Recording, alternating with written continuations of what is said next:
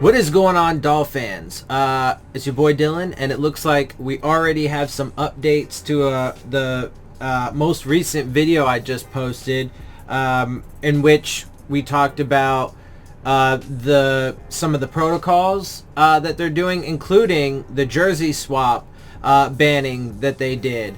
And I tried to be fair and say that it's another protocol on their list of protocols that I think are going to be irrelevant at the end of the day because it's not going to actually stop anything.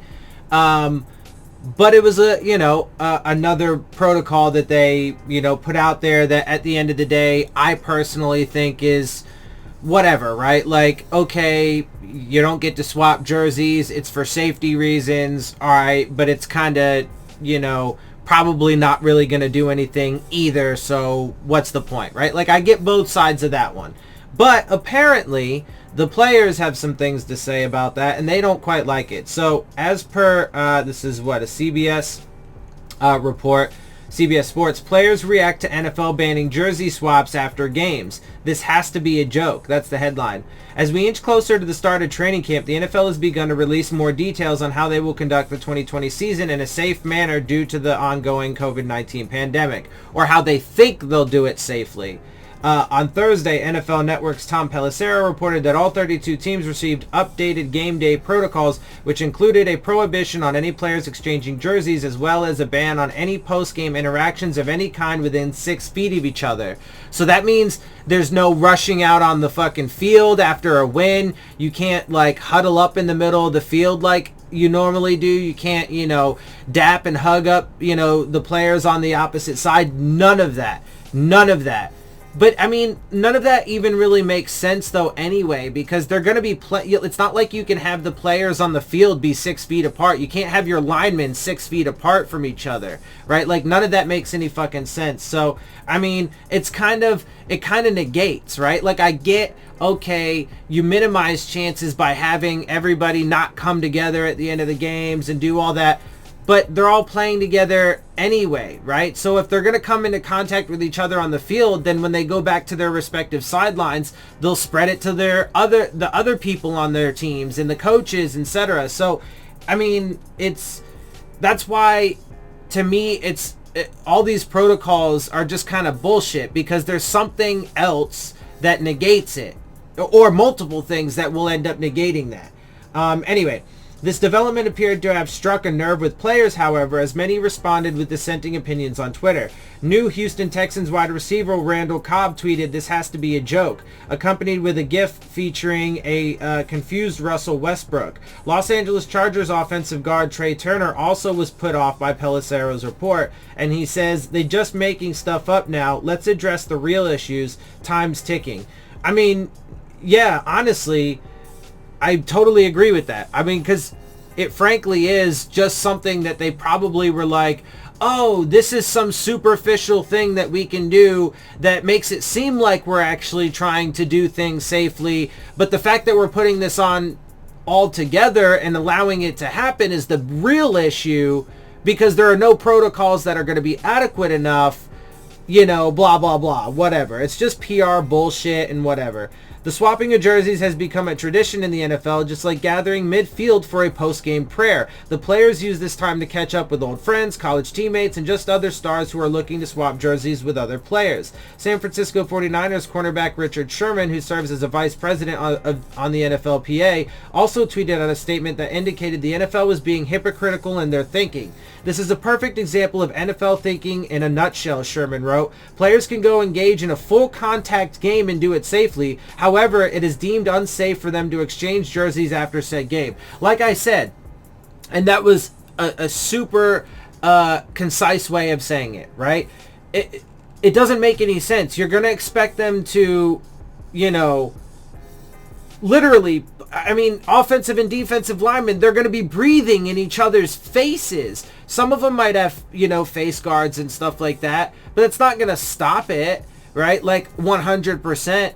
So you expect them to do that, play a very physical game where they're not only that, but then they have to like grab each other and hold each other, and they gotta like sweat all over each other and fucking spit on each other, not intentionally necessarily, but on accident, right? It happens. Sometimes spit flies, whatever, right? So like, none of it makes any fucking sense. It's totally hypocritical. The post-game restrictions aren't the only additions to game day protocol per Pelissero. Real quick. So, I mean, again, it's all superficial shit. It's just to put on the appearance that they're trying to make it safe and to distract away from the fact that the real issue is that they're going to be playing all together, right? Because if you think about it logically, there's really no way that you can feasibly put something this large scale together and do it safely. It just doesn't work, right? It is too contradictory and counterintuitive to the way that viruses work,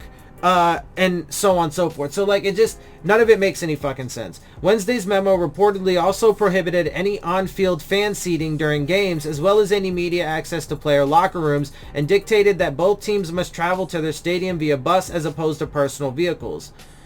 I mean, honestly, so again, a lot of that is, superficial or minimal mitigation at best. But if I'm being honest, the bus ride is worse than the individual cars, especially considering the fact that they're not going to mandate that they all have to, live in a bubble and so on and so forth, even though the bubbles haven't proven to work yet either. But if they're not going to, stringently restrict their movements and stuff, which, to be honest, is very hard to do and hard to enforce, but for a lot of different reasons. But if you're not going to do that, then if any one of them gets it, then deciding to pack them into a bus together is just going to ensure that they all get it. And at least, even if they're asymptomatic or whatever, which a lot of people are, then they'll at least get it and spread it. Like, none of it makes any fucking sense. And busing them together in a closed environment like that, honestly, would be the worst idea you could have if one of them happens to get it and fucking bring it in there.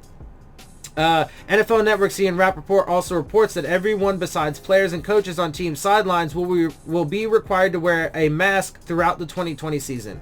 Okay. I'm sorry. What? Ian Rappaport, NFL Network's Ian Rappaport also reports that everyone besides players and coaches on team sidelines will be required to wear a mask throughout the 2020 season.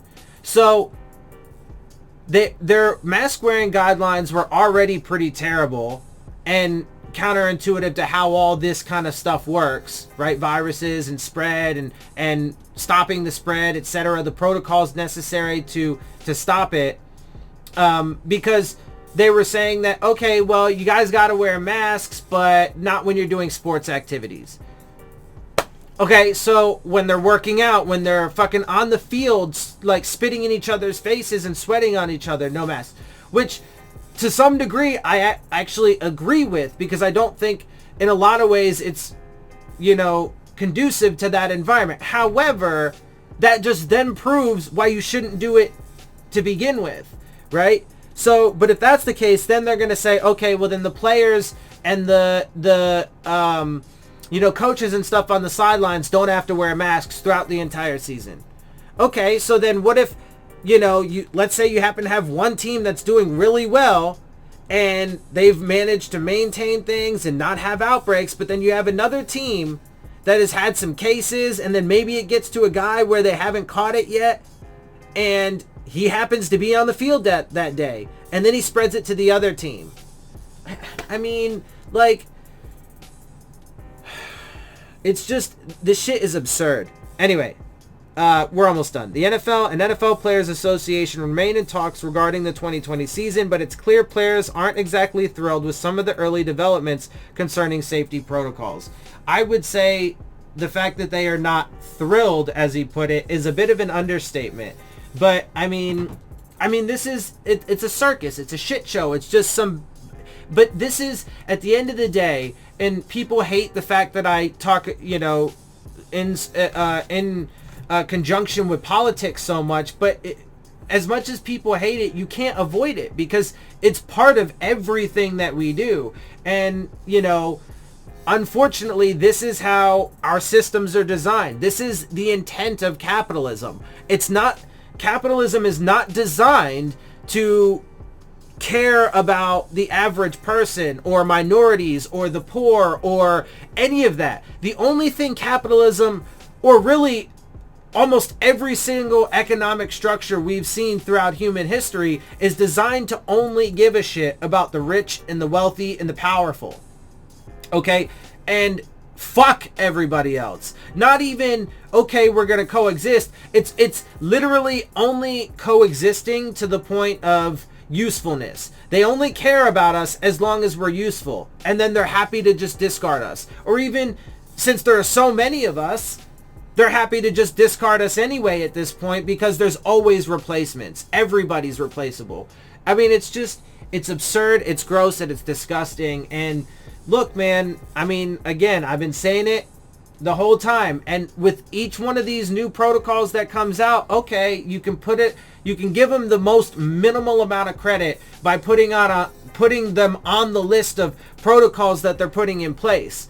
But then when you weigh that up with the opposing factors, all of the opposing factors completely negate all of their, or will, and so far have thus proven to negate, you know, because the bubbles are not working in other sports, and we have cases already in you know, the NFL, and colleges are shutting down now, and all these other things, right? Like, that information negates out the protocols. They're not there because those protocols have been implemented other places and they're not working, right? And there's still spikes, especially in states like Florida and Texas. So, you know, and when you get to that conclusion, you then have to realize that the only logical and acceptable answer then is to shut down and do it as soon as possible, because the longer that you go, the more it compounds, the worse it gets. And then, like I said, eventually, when it gets to a point where,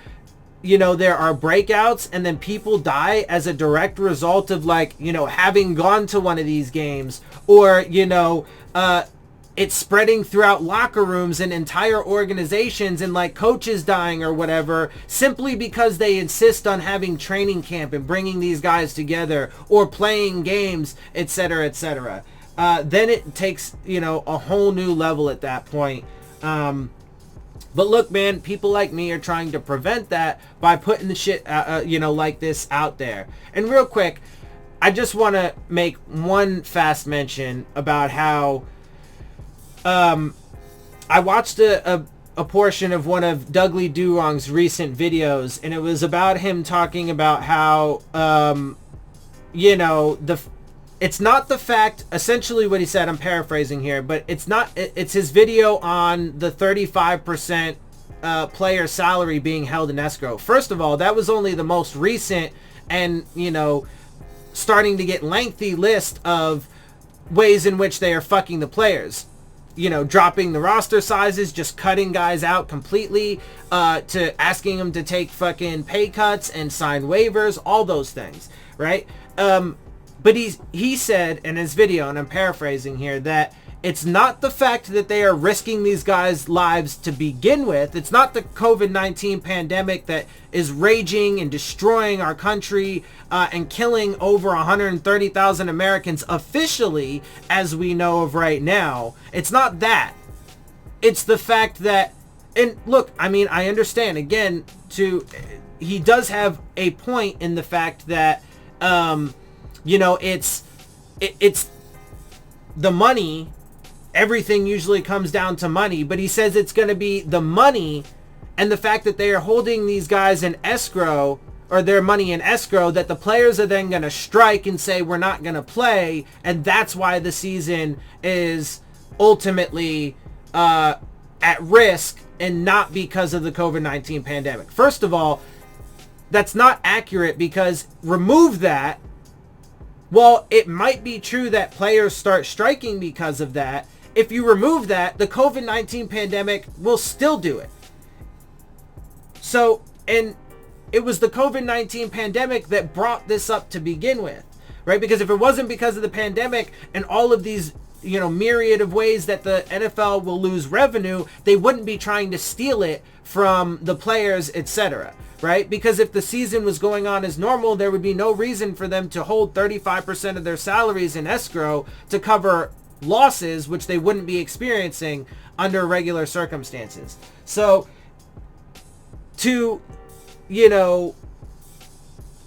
because what I'm getting at here is that's a symptom, right?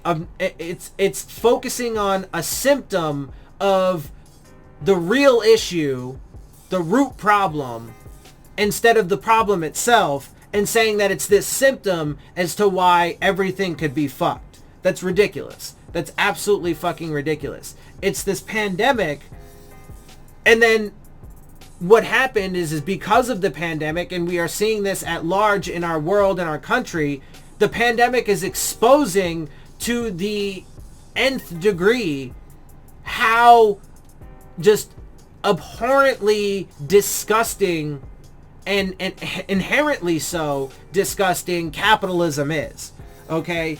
And just how devastatingly little they actually give a fuck about human life, their constituents when it comes to politicians, or their fans when it comes to the owners and the NFL. They don't give a fuck about us. They don't give a fuck about player safety or well-being. They will be happy to rob them in the middle of a fucking pandemic and, put all of our lives in danger just so they can continue to rake in millions upon millions, if not billions and then trillions of dollars. I mean, the NFL, again, is an international corporation, a multinational corporation that has got to be worth, hundreds of billions of dollars, if not trillions. And every single one of the team owners is a billionaire. So, I mean, it's all there, man. All the writing is there. Anyway, that's how I'm going to get up out of here. I hope you guys appreciate my perspective. If you do, make sure you hit the subscribe button. Make sure you hit the like button. Make sure you hit the bell if you want to get the alerts. Share my channel and videos with your friends and family. Leave your questions, comments, and concerns down in the comments section. And of course, as always, make sure you follow me on Twitter at Dillon Tartaro. And with that, I am out. I'll see y'all soon. Fins up.